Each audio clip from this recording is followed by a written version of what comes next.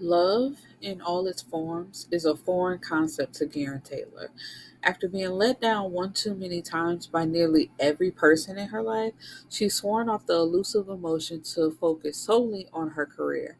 When tasked with locating and obtaining a rare collection of artifacts for her most important yet difficult client, she finds them in the possession of self made millionaire CEO and music mogul Presley. To her surprise, he refuses to part with the valuable collection, sending her on an uncomfortable journey of going above and beyond to change his mind. Weeks of back and forth finally result in Verse requesting much more from her than just the millions being offered by her client. Through it all, Garryn fights to remain indifferent towards Verse in all his charming ways, while the multi layered man works hard on breaking down each of her carefully constructed walls, giving her much more than what she bargained for. Hello, my beautiful people, and welcome back to another episode of the Bibliophile's Bookcase. And we are here for In This Moment, The Things Unseen, Book 1 by Lashaun. So let's jump right into it. Garryn, Ta- Garryn Taylor is an art curator who works at State of the Art. She is like the go between her clients and getting people to part with a piece of art that her clients want. She is celebrating with one client when another one burst into her office without knocking. It's Chadwick Frazier. He is a shrewd businessman who is also the father of her former boyfriend. And she has a huge disdain for both of them. She can't stand either one of them. But he's there to get her to find a set of clay masks that are dated back to the 1400s from the Songhai Empire in Africa. And, she tries to decline. She's like, I got other things I got to be doing. But he says he knows that her boss is selling state of the art and he offers her a big enough commission, to put her bid in to buy it. And as he's leaving, he makes a dig at her about getting back with his son. And he says, he's kind of preoccupied with his wife and child at the moment, but I'm sure he can squeeze you in again. And, she just want to throw something at his head, but she can't because, he's an important client and a man who has a lot of money. So we meet Presley. He is a CEO and music mogul, and Garryn has been trying to get a meeting with him, but he keeps rescheduling her. So she shows up to his office prepared to wait him out. But after 45 minutes with no show of him coming to the office, and his assistant already told her, like, he's busy, he's not going to be able to meet with you. Um, and his next available date isn't until like a month from now. So she goes over to her desk, try to get her talking, but she sees that his schedule is still open on the assistant's iPad. So she takes a screenshot of it after admitting defeat, like, okay, I'll try to get with him some other time. And she starts following him around and showing up to attempt to talk to him. But he always like, not right now. This ain't the time, schedule a meeting. And she's like, I tried to do that and you keep rescheduling me. And it's like, of course, her name is Garryn Taylor. So he thinks he's meeting with like a man or like an older white man or something like that. So when he finally sees her, he's like, you are not what I expected, but still too busy. Then one day when he's eating and she shows up there, he lets her do her whole spiel, like, okay, tell me. And afterwards, he's like, who is the client? And she, at first, she wouldn't tell him. So he's like, no. So when she tells him, oh, no, I'm jumping ahead of myself. Um, So after she tells him, like, who she is, what she does, her client, and what her client wants, he's like, no. But she's persistent and continues to show up places, even at a spa, like right before he's about to get a massage. So he offers her a massage, and like there's an attraction there, but he offers her a way out. He's like, if you're not consenting to what's about to happen here, stop this right now, because otherwise it's about to go down. She don't say nothing. She stay, and they have sex. When she wakes up alone the next morning, she feels as if she messed up, but the sex was amazing. So she's very surprised when she walks into her office, and Verse and his security guard Hakeem are now waiting on her. And she's like, I really did not expect to see you again. He offers to part with the mask for $6 million, because at first he said 15. He's like, I know your client has that and so much more. So if he's not willing to pay that, then I'm not doing this. But he offers to part with them for 6 million in exchange for 6 weeks with her. And she's like, what? And he's like, it doesn't have to just be sex. It could be whatever we make it. That means getting to know each other, going out on dates, whatever. Um, and she accepts. But she has hang-ups about accepting anything from a man, especially money. So anytime they go out to eat or go anywhere, she offers to pay her half. And he's like, don't disrespect me like that. Like, I'm a man. We're out together. I'm going to pay for you. And so she's also trying to reduce their agreement to just sex. But he's like, no, I want to talk to you. I want to get to know you. Like, that's not all this is. And he tells her that he's like, while I'm attracted to you and sex is going to happen, I also want to get to know you. Garrett has a brother who served in the military, and he now suffers from PTSD because, he saw people die right in front of him, including like one of his good friends. But he refuses to get help, and he just stays in his apartment. Now, when he first came back, she used to have to treat um, some of his bruises, and he's contemplated suicide a few times. So she just comes in to make sure that he's still alive, and she'll bring food or whatever. And sometimes he'll talk to her, other times he won't. Channing, who is Chadwick's son and her former boo thing, shows up to her office offering to take her to an art gala that she really wants to go to. Like, it's a real big event that happens every year. And you can only get in by invite. It's invite only. And it's really for the rich, for them to throw their money around. So she's like, don't you have a wife? And he's like, I have a fiance who's very pregnant and she can't go right now, so you could take her place. And she refuses, of course. And he reminds her how they met thanks to his mother. And it's like, yeah, that's exactly why I'm not going with you. Garrett's mother was Chadwick's mistress and referred Chadwick and Channing to Garryn, through the art. Excuse me. And so through that time, while they were getting to know each other, her mom was feeding Channing information on how to get with her, not at all phased by the fact that she was setting her daughter up with a man who was engaged to somebody else. It's just like, you can be a mistress just like me. It's like, bitch, I don't want that for my life. What are you talking about?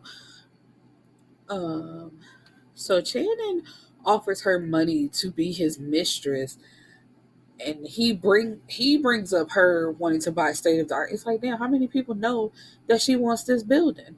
And says he'll pay her to get it. Like, so the money I pay you for being my mistress, you can use it to get this building. So of course she refuses, and he grabs her by the wrist while rubbing on her butt.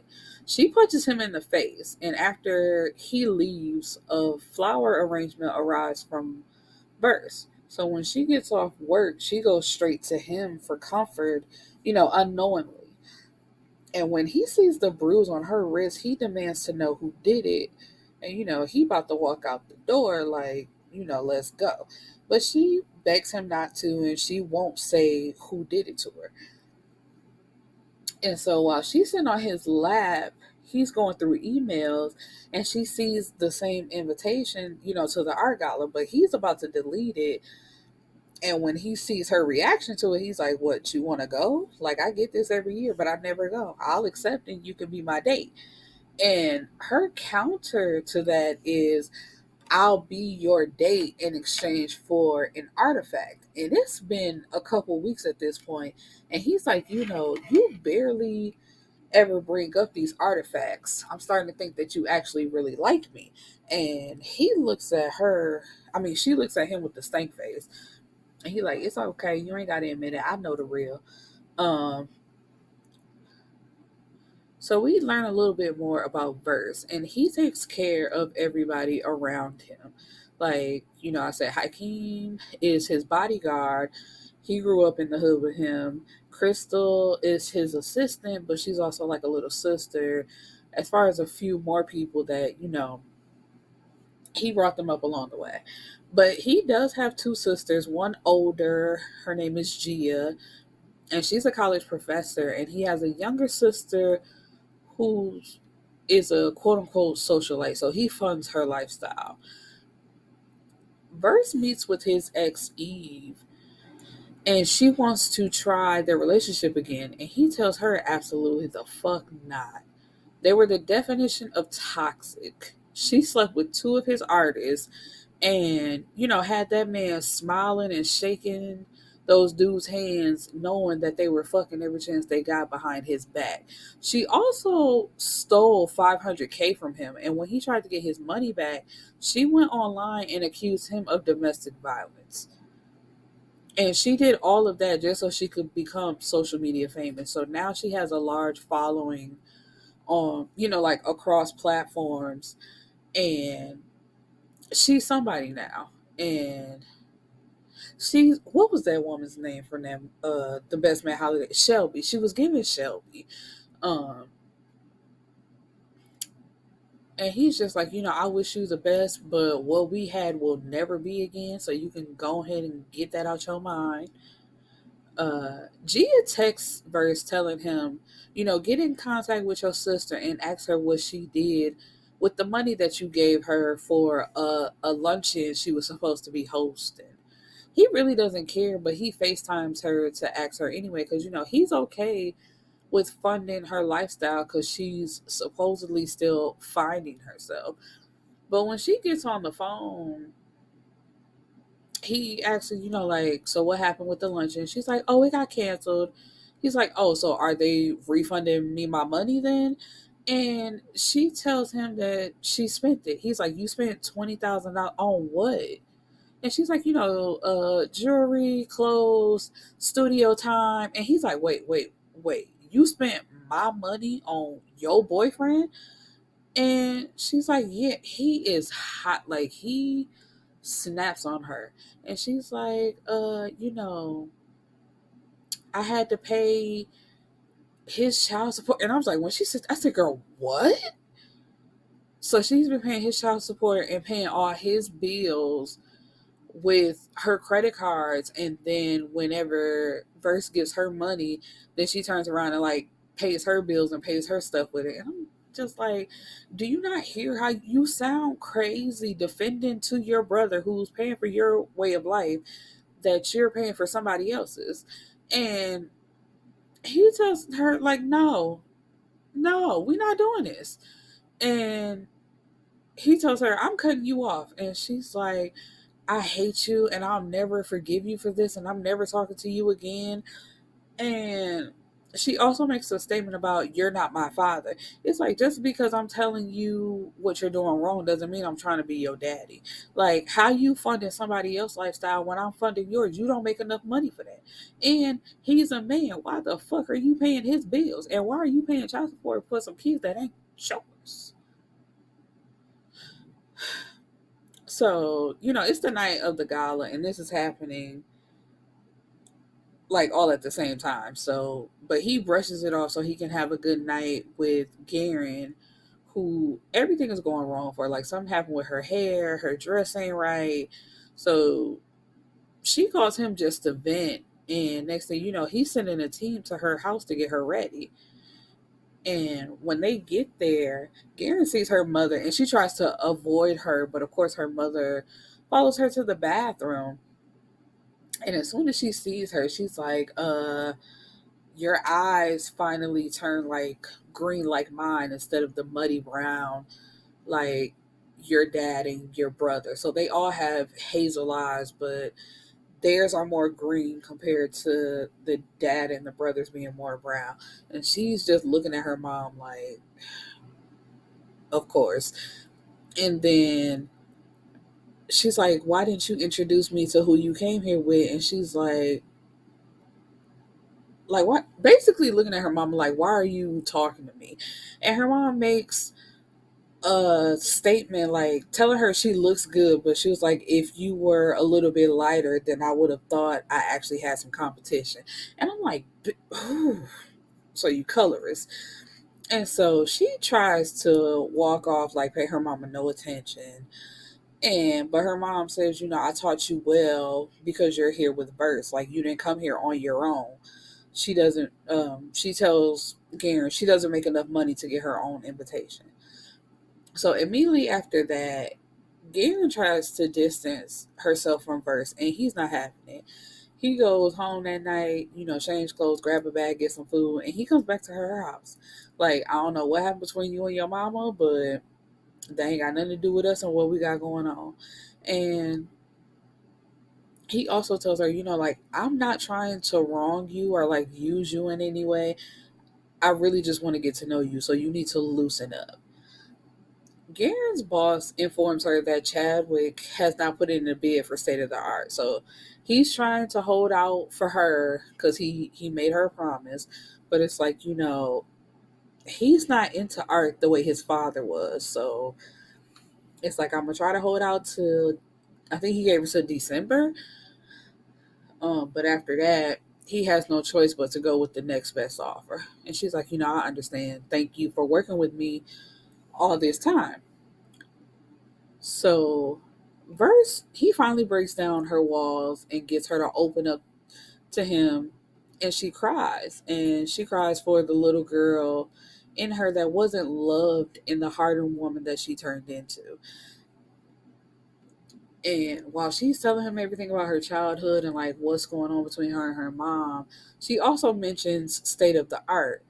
And he's like, how much is that going to cost? And she's like, none of your business. I'm just, talking out loud, talking to you, but I did not say that to you for you to buy it for me, so don't even worry about it.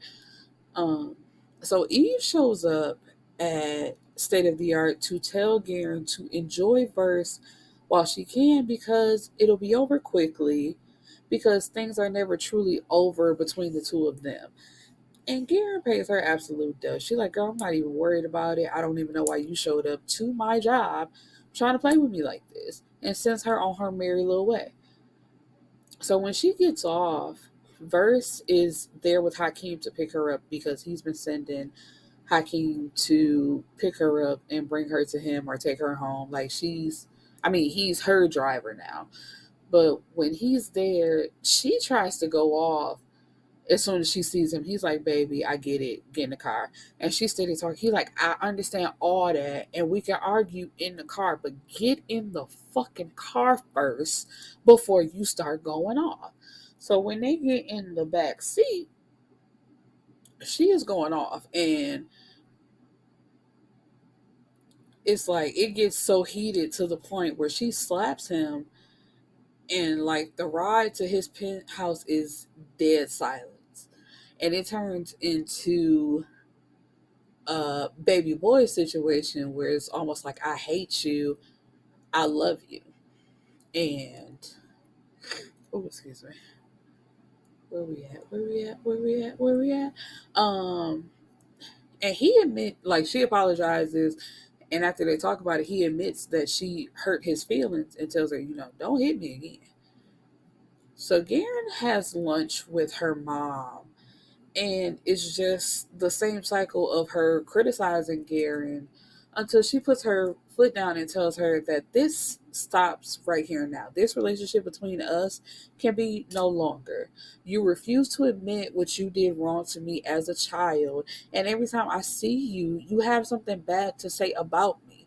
So I love you, but I love me more. And that's almost hard for me to wrap my mind around because I'm like, what is there to love about her? She left her when she was a child because she said her father, her mother, this is her mother telling her, your father didn't make enough money for me, so I left to find better. It's like, what's wrong with you finding a job? Are you trying to make it on your own? How you gonna criticize this man for not making enough money when you don't make none at all? So it was like whatever, but she tried to justify it with, I sent you money when I could. So it's like, you off living this rich lifestyle, getting money from these men, but you talking about you sent back what you could and made sure she had the finer things in life. She's like, girl, I didn't want none of that. I wanted my mama. What is you talking about? um so Verse takes Garryn on vacation, and pictures appear of them online, and he's apologizing like, I'm so sorry. um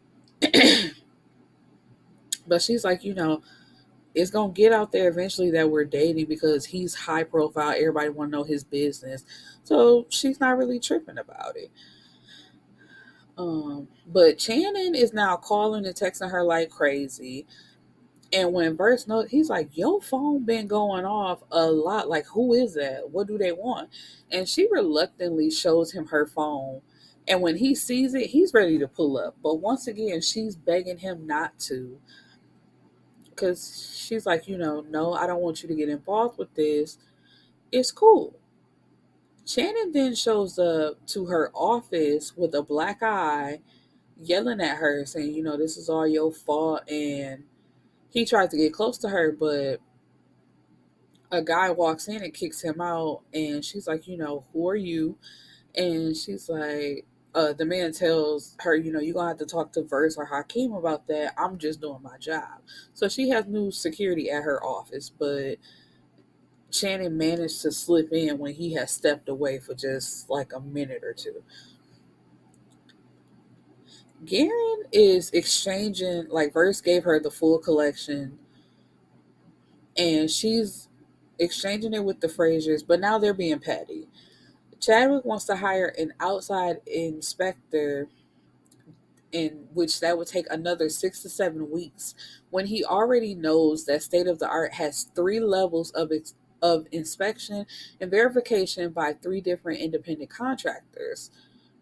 And so they're like, like, what is the point of all this? And once again, Channing grabs her wrist, and now it's Hakeem that's about to beat his ass, but she begs him not to.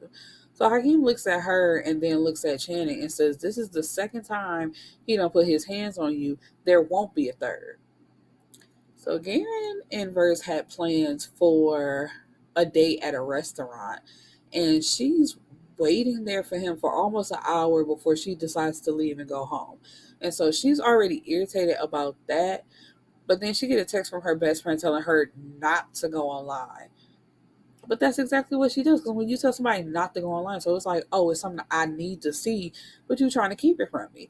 And she hops on there and sees that Verse is at a party, living it up, getting drunk, but he's also there with Eve. And it's like, as soon as she gets home, there's a knock on her door, and it's him trying to explain. But she don't want to hear nothing he got to say. She kicks him out, tells him, I just need some space. Get out my house. But of course, he's not going away that easily. He been calling and texting her, but she's not responding. She's like, I don't want to talk to this nigga. So Shannon shows up to Garrett's house and attacks her.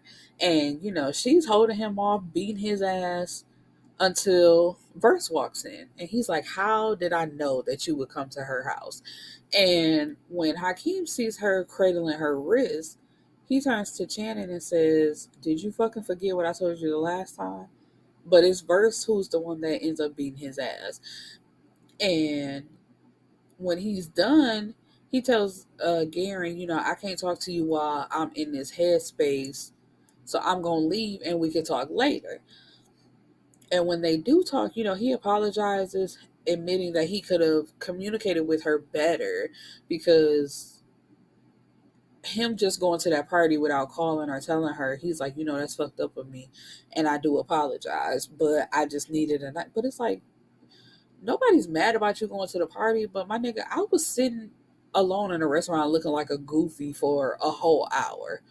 Um, but she wants to like back up. She's like, we're not, the relationship isn't over, but I need space.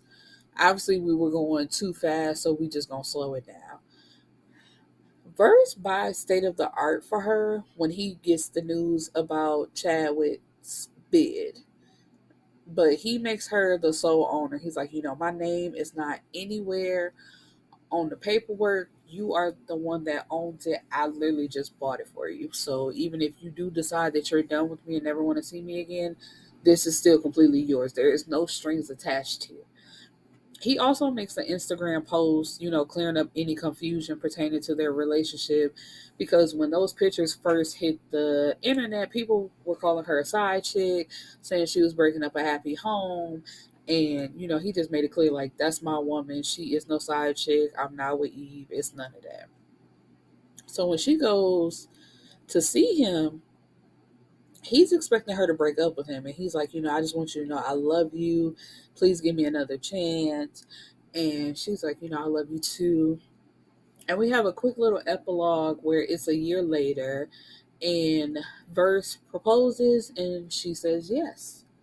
So, yeah, that is it, my beautiful people. I hope you enjoyed this quick little episode and I hope to see you back next week. Peace.